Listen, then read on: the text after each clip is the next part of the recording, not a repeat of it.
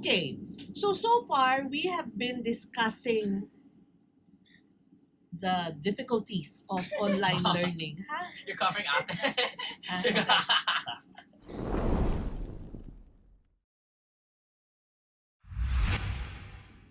Hi everyone, good morning. I have with me two special guests. My loyal subscribers know who they are. Of course, these are the Dragon Babies, Ada Hi. and Mary, way back there. Okay, why are they here? This is because our topic today is about online learning. Last March, when the pandemic started and we were put under quarantine, all of a sudden, these two, they had to do their schooling inside the house. So, there's so much talk about should we open up this school year, and DepEd, I believe, is targeting August 24. Now, my kids have always been in the August, September Yeah. school calendar already. So when the pandemic hit them, the schools were absolutely not ready. Admit it. Yeah. Yeah. And we will talk about what happened. What are the requests of the kids for the incoming school year? So that naman, the schools and the teachers will be prepared. I had to get it straight from the source. Those who are, I guess, the most affected with everything that's happening because suddenly it's a change of way. How do you call it? It's a change Lifestyle. it's a change of study lifestyle. Yeah. Diba? Okay. So let's go straight. What happened last March? It was already announced na online na. What was the initial reaction of your schools? Oh, ate una ka, Ada. After my school announced that the rest of the school year would be suspended because they want to keep us safe, etc. They basically said that all of our schoolwork would be disseminated online. A lot of our work would be submission based instead of the face-to-face learning that we were so used to. So you were not expecting like watching a teacher anymore. Yeah. So it's basically submissions na. So reports, Yes. papers, Yeah. ganon. It might be because I'm senior high school, so that might be part of the reason why. But yeah, all of the work was submission based. Okay. So, not too much adjustment, would you say? Or nagka-problem din? The submission aspect of it wasn't really an adjustment because we've been doing submission-based stuff for a while now. But I think what we really had to adjust to was figuring out the lessons by ourselves. Because the reports we made are all products of what we understand from the lesson, which we're used to learning in school. But since we didn't have that face-to-face opportunity to learn anymore, figuring out the lessons ourselves was pretty hard. Oh, wait. So, you mean, no more lessons. You're like on your own. Parang read, Yeah, they would give us read the on your PowerPoint. Yeah, they would give us the PowerPoint, be like, good luck, and then that was it. Oh, now that's tough. Yeah. That's tough. Okay, what about from your school? What happened? At first, we were all like excited because like we didn't like school. Okay. But then like starting at like April, when actual school started, like online school started to happen, everyone was like sad because they wanted to go back to school. Did you want to go back to school because of the schoolwork or just because you miss your friends? Miss my friends. Okay. Was your school like Ate's only all submission or was there still face-to-face through video? It was like both. At some points, our teacher will send us a Google Meet link, and then our teacher would like lecture us like through video. So how does he lecture? Like there's a board. Does he stand up? Does he point to the board? You know, traditional teachers, ganun ba yung... Using with Google Meet, they just do PowerPoints and present screen. So parang share screen. Yeah. Tapos what they're they talk. parang voice over. Yeah, So what you see on the screen is the PowerPoint. and then also we would still have like submission base, and yeah. So there were still lessons in your case. Yeah. Was this, how did you meet? Every day? What was your schedule? We would only have like 3 to 4 classes every day. Subjects? Yeah, and then for the rest of the day, you would like do like other homework and stuff. For Fridays, they would like cancel school so we can do like the work ourselves, and they would. That was the day of working alone. So how many hours did you meet per class? An hour. Was that hard? I mean, sitting 1 hour, huh? 1 hour listening to a person and just watching a PowerPoint. I would be bored. Was it hard? I mean, you're sitting down. Like for me, it wasn't boring, but then it was hard because since I was in the comfort of home, there were too many distractions.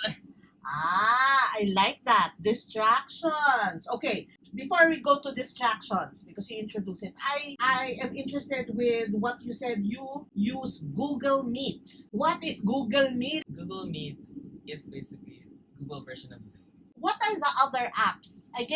I think the parents would be interested. What are the apps that you guys use to thrive with online schooling? Anything else? Well, for most of our projects, we either use like Google Docs, Google Slides, or Google Sheet. Oh, so it's all Google. Yeah. Okay, what else? We mostly get our information from Moodle, which is just our website. So Moodle is for the school. Yeah, So it is an app It's that an- is used by the it's an- school. yeah, it's an app or a website. You can go on Google, just type Moodle, or you can download the app. So it's an app, Moodle. And what do you do in Moodle? Do you meet? Do you get your homework in Moodle? For Moodle, the teachers usually upload like all like the templates and lessons for stuff. So like if there's a quiz, the teacher will upload most of the PowerPoint so we can look over that.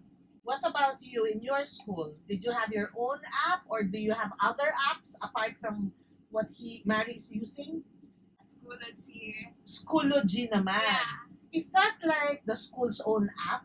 It's not the Or school's hindi? own Like, app. anybody can use It's it. like Moodle. So anybody can Kind download. Yeah. So with the Schoology. How it works is, I think my school registered or made accounts for all the students. So all I had to do was put in my student ID and then I have my own password. So it was easy. Yeah, it was easy. Ganun din with Yeah. Moodle. It's easy. Okay. You had all your courses and each course is divided into the workload and stuff like that. You can even have conferences on Schoology. So parang Zoom din. Kind of. Ah. Plus like Zoom plus Moodle. Yeah. But we didn't really use the conferences since Zoom was more uso. Okay. Yeah. So Zoom was not typical Yeah. that is used. Okay, wait a minute. How did you take quizzes? May quiz pa ba? Exam? Yes, Mary. For our schools, we have like some tests, and then we use exam.net. Exam.net. Okay. Our teachers use it because it's a very sensitive website. If you, for some like for like laptops and iPads, if you do like split screen or like switch to another site, it will lock you out of the quiz. So you have to do it again? No, the teachers have to like they have to send you like a request like to go back in. Okay. Send for most of the quiz. So there you would be- you still can't cheat. Yeah, you can't cheat. You can't cheat. Yeah, but then there's the downside because like I don't experience this, but then my friends who use laptops do. Anytime there would be like a notification saying like low bat or like Wi-Fi or something. Anything that pops, Yeah, and when they try to close it, they're locked out of the quiz. they're locked agad. Intense. Oh, wow. Okay. Okay, what about you? What about exams, quizzes? So like I said, majority of my work was submission-based. So it was writing reports, making PowerPoints, things like those. But initially when quarantine started, they tried to do the whole online quiz thing. Similar to Paris, like the quiz would be online and then you would just choose The like answers. it's like multiple choice. But it's on Schoology. Like Schoology has an option to make quizzes. To make quizzes. Yeah, to let the students take So it's quiz. still the same app. Yeah. But I will say, I'm not name dropping anyone, but it's possible to cheat on Schoology. Ah. Yeah, like if the test is on Schoology, it's possible to cheat. So So dapat we- pala the teachers will know the apps for reporting, for quizzes, for exams. No, they should know, and the loopholes because these ones they know how to go around the app, the software. So teachers, medyo oldies tayo. Well, not all, no. Also, for our school, they make us have two devices. One for like a call, because the teacher needs to proctor us while we're having the test. And then So one you for- need two devices. yeah, Yeah, so like we How? didn't have that. They were like, good luck, and then we're like, okay. But then I will say that Schoology's test taking system is kind of weird. Like there are a lot of technical difficulties, so a lot of people would get locked out of the quiz accidentally, like if their Wi-Fi wasn't working, because Yeah, not everyone's On Wi-Fi fiber. is not everyone's Wi-Fi is of the same level. Correct. So if correct. someone like loses signal for 1 second, it's over. Good luck.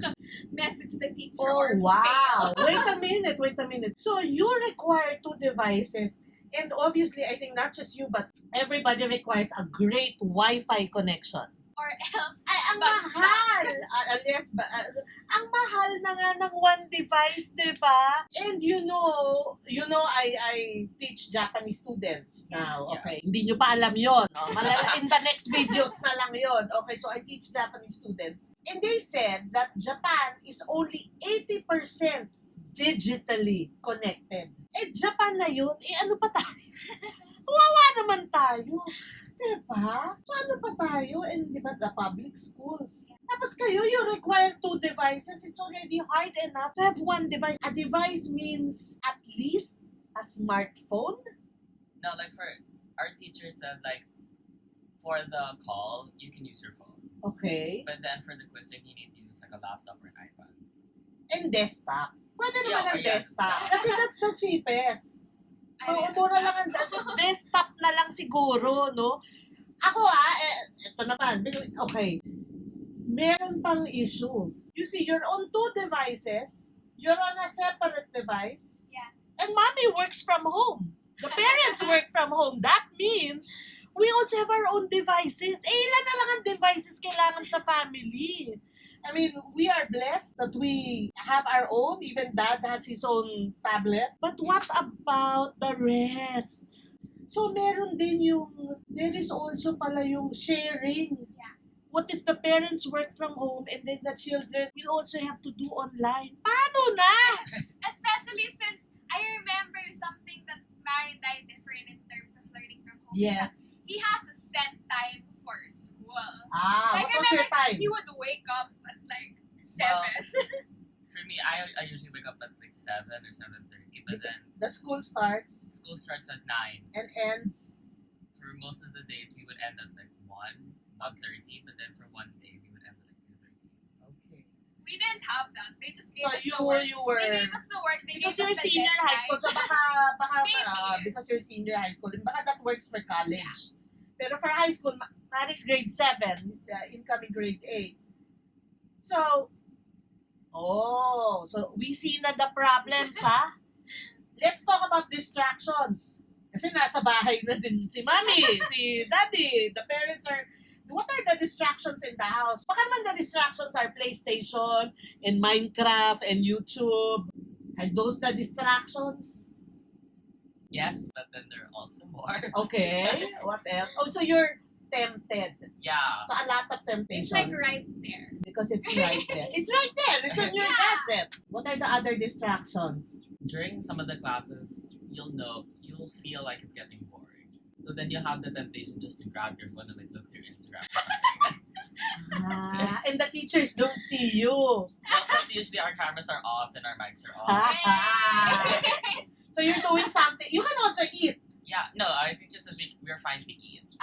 You're allowed to eat. We're allowed to eat during class, but then like Okay. they don't know for like using our technology and stuff. Oh, if you're doing, or you're watching whatever, right? Yeah. Okay. Are the parents or other people in the house distractions? Is your dog a distraction? Okay, so Animal de company. we don't control Luna. She does whatever she wants. So you know how she like Luna is our dog, okay? Yes. Okay. she would like knock, like she would go like this on my door and I would be like, shut up. Because I know that if she's here, it's over. I'm just gonna play with her. So yun yung distraction. Yeah, but you and Dad were very good about not talking to us. Okay, so the parents have to be disciplined also. Wait first, so it's gadget, it's time, the space, sharing. What about scheduling? Have you ever experienced your teachers, like they just give you work, so much work, tapos they don't know na the schedule. Ay, nag-rest na naman. Nag-raise ng hand. What was your worst na lang? Worst na lang tayo. So this is when they started the learning from home thing before they figured it out or how to Okay. adjust to it. So yung nabigla pa lang. It was like So the they're sudden. still panicking, they're still freaking out okay. about the schedule. What happened was they all started giving work at the same time. And since I'm in senior high, I have more courses. I think a heavier workload, I'm not sure, but maybe. But they would give us homework at the same time and we would have And the deadlines on deadlines? the same day. Oh, Yeah. wow. So that was hard. Yeah. How did Especially they figure it out, Ida? what my school did was they assigned certain weeks to have certain subjects. So 1 week, only 3 subjects. Could give work, give deadlines, give quizzes. The next week, another set naman of subjects. So Yeah. nag-adjust na sila. So may scheduling na. Now, Mari, I remember you were working on a project. The grades will be shared by 3 teachers. Is my understanding correct? Yeah, there was one major project Okay. that we had where it was an integrated project. Integrated project. Okay. And usually it would be like 3 to 4 subjects. Like, give me an example. What was one project that was shared? We had an integrated project with 3 subjects: SLGE, English, and art. What is SLGE? Not everybody has SLGE. Civics or social So studies. civics or social studies, English, and art. and art. So you only had to work with one project but you were graded in 3 subjects. Uy, parang maganda yun, di ba? Kasi, pero syempre Less hard yung work. workload. Pero harder. Yeah. Hindi din. It's the No, same. usually those projects are like those take really long. Take a long Ah, time to takes do. a long time. Oh, speaking of time, do your teachers give you time to, let's say, open a lecture? Because, sometimes Wi-Fi is down, right? Yeah. So, or do they say, oh, open this right now and we will talk about it? So we didn't talk about it. Okay. They would upload the PowerPoints and Mhm. stuff and then say we have a quiz about this next week or So you were Next given quizzes. ample time? yeah, and they didn't give us like the link didn't shut down at any time. We could open it at 3 a.m. and it would be fine. Okay. What about you? What was your experience? Okay. So when it comes to Matata said that she can open Schoology for like any time. Yeah. But for us, Moodle's not just like our school, it's used for other schools too. But then for ours, it's like Moodle South. And then that's used for all grades. From like grades 1 to like grade 12. So the site would like shut down because there would be so much people using it. So may problem din yung school. Yeah. Oh my goodness. Okay. I got it. So there's a problem with the school. I mean, the infrastructure. There are also problems with how teachers can figure it out. Students also have their own problem, right? From devices to sharing. So obviously this is hard for all of us and everybody needs to adjust. But that's the point.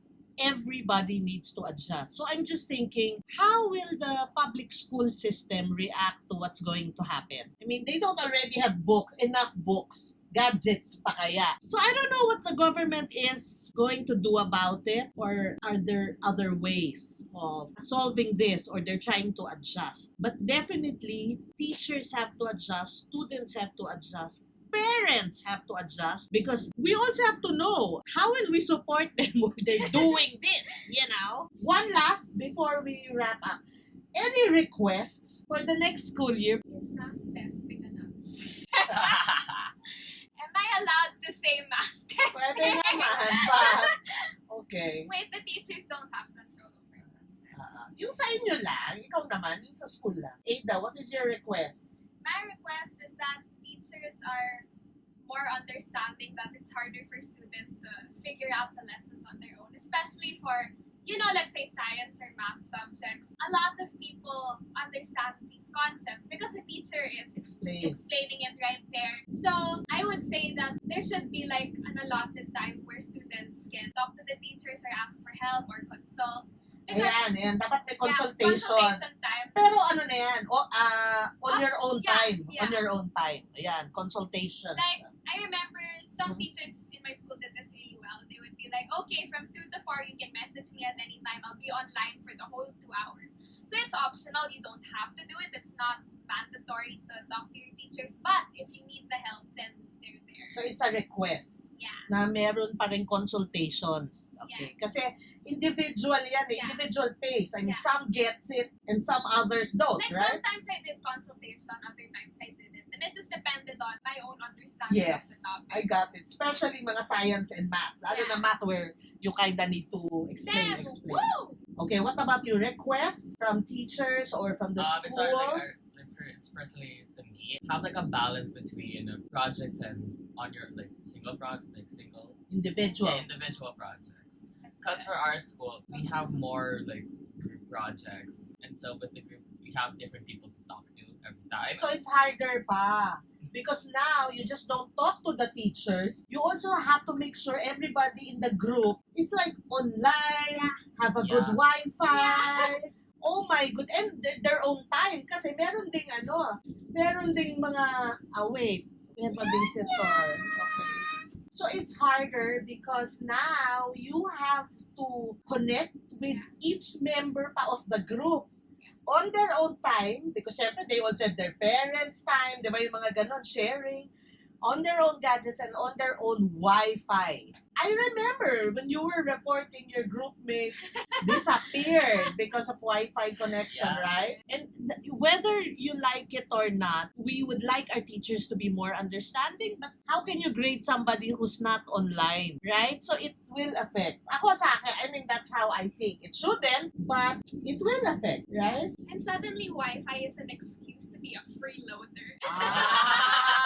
Ayan. Like, if your group is talking, right? Let's say they're And 4 or just 5 disappear. And like this person disappears. And then they come back 24 hours later. They're, sorry, my Wi-Fi got cut off. Which is an understandable problem. But you if don't they're telling the truth. know. Oh, ayan, yan ang loophole. Paano kung excuse yung mahina ang Wi-Fi namin, my Wi-Fi connection is bad. But good thing you told me about that because it reminded me that rainy season. Rainy season! So eto na, thunderstorms, mga bagyo, and it will definitely affect our Wi-Fi connection. So ayan na ang mga excuses. Team brown out, So, baby. teachers, you have to adjust. You know that the rainy season is coming. O, paano tayo, that's a loophole eh.